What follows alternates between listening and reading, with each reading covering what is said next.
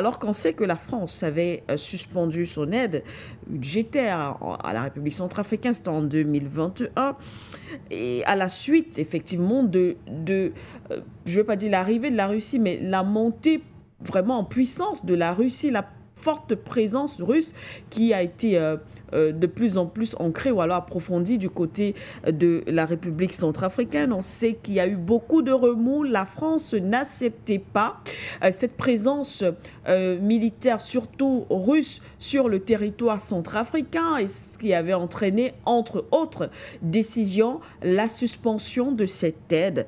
Aujourd'hui, la France reprend son aide après ces 3 années d'interruption. Monsieur Haïssi. Écoutez, Madame Manuela Siké, chaque fois que nous débattons des problématiques liées à la République centrafricaine, je suis un peu embêté. Je suis un peu embêté parce que le président Touadéra nous a fait rêver. J'ai le sentiment qu'on a été bluffé. Vous ne rêvez plus? Non, je ne rêve plus. Est-ce que vous ne tirez pas rapidement les Non, je ne rêve plus parce que la trajectoire initiale n'est plus la même que nous observons aujourd'hui. Okay. On peut comprendre qu'il y a peut-être d'autres réalités du pouvoir, oui. Il y a d'autres réalités géopolitiques, peut-être géostratégiques, que nous ne maîtrisons pas. Oui. Il y a d'autres réalités peut-être géoéconomiques que nous ne maîtrisons pas du côté de la République centrafricaine. Oui. Mais lorsqu'on s'engage dans une dynamique d'émancipation, de rupture, je crois qu'il y a un prix à payer. Okay. Il y a un prix à payer. Et je pense que si le président centrafricain est résolument engagé dans une dynamique de rupture, sollicite justement les contributions des panafricanistes, ou bien de la dynamique, n'est-ce pas, panafricaniste, oui. Je crois que cette dynamique pourra être engagée à soutenir la République centrafricaine du point de vue financier. Oui. Ça, je pense que les Africains sont capables de le faire.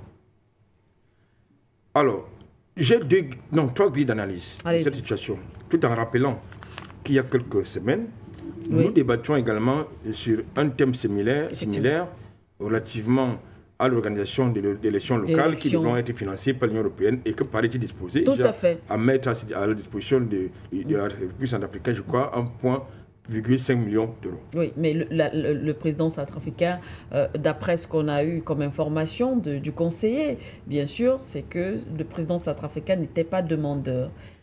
Oui, il n'est pas demandeur. Oui, il n'est pas demandeur, mais c'est tout comme. C'est tout comme ce qui suppose donc que si effectivement il y avait cette rupture qu'on avait cru percevoir au départ, Paris ne serait pas en train de faire la danse du ventre du côté de Bangui.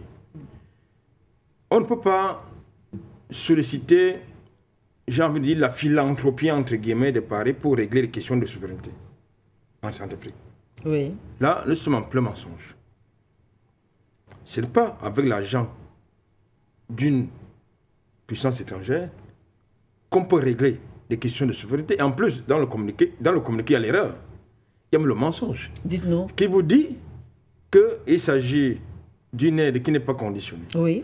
Mais on vous dit quand même, le même communiqué, il faut comprendre qu'il s'agit de l'argent qui est destiné à résoudre les questions de souveraineté et de quoi d'autre.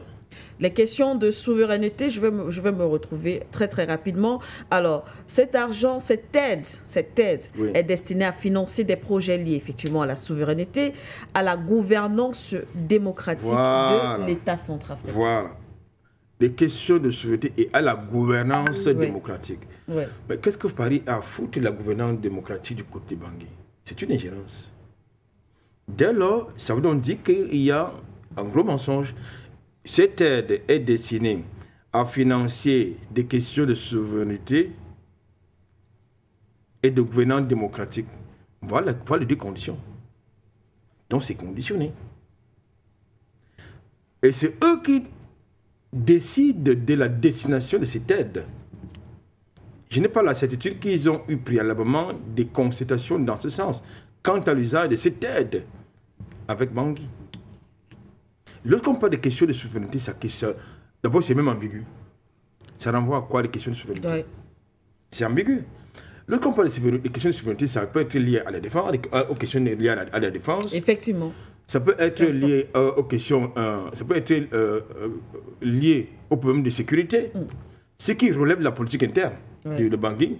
ça peut concerner les questions économiques, qui constituent également des problèmes liés, et les problèmes internes à Bangui, les questions de financement de certains projets de souveraineté, tels que peut-être l'exploitation ou la nationalisation d'exploitation de certaines matières stratégiques, ce sont des questions de souveraineté. Maintenant, lorsqu'on parle de gouvernance démocratique, ça veut dire que ce sont les élections. Oui. On va demander à Bangui de ne plus véritablement s'engager, participer dans la lutte contre l'insécurité, contre les groupes armés, contre les mercenaires, français surtout, qui sont régulièrement interpellés de ce côté-là.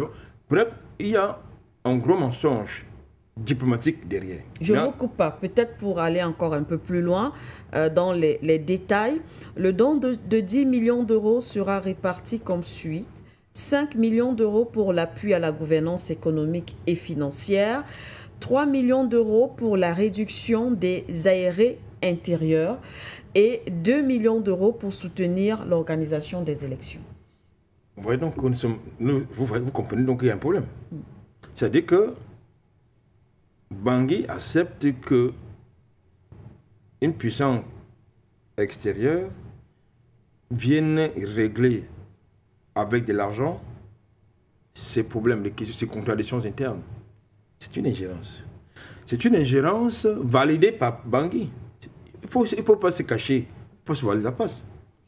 Est-ce que Bangui n'est pas, si Bangui n'est pas capable de financer une élection, fût-elle locale, mais elle n'a qu'à se tourner vers d'autres pays voisins.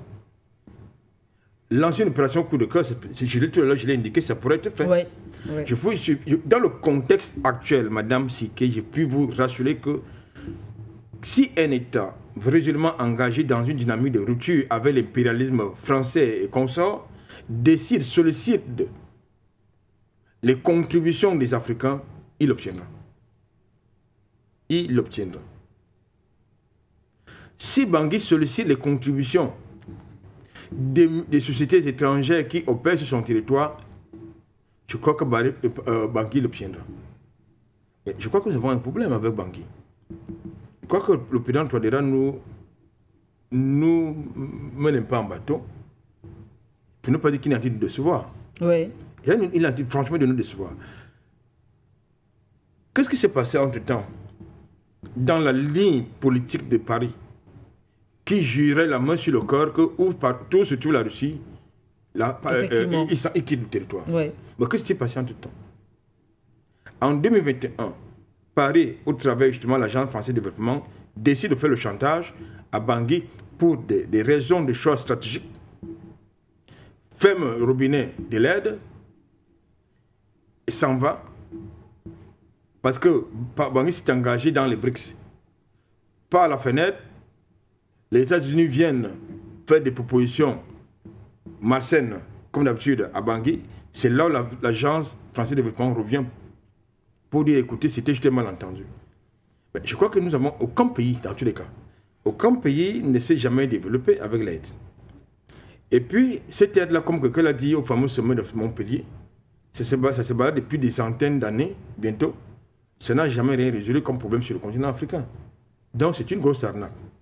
Je pense qu'il va falloir que les conseillers, les conseillers, n'est-ce pas, du président Touadéra, véritablement mettre en place des véritables think tanks qui puissent permettre au président centrafricain de trouver de véritables solutions.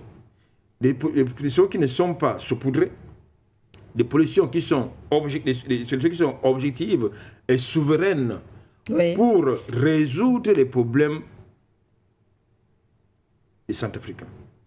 Parce que dans le contexte actuel, là où c'est l'Union européenne, au travers la France qui veut aider à l'organisation des élections locales, c'est toujours Paris qui vient pour apporter son aide financière de 10 millions d'euros pour gérer les questions liées à la souveraineté, à la gouvernance.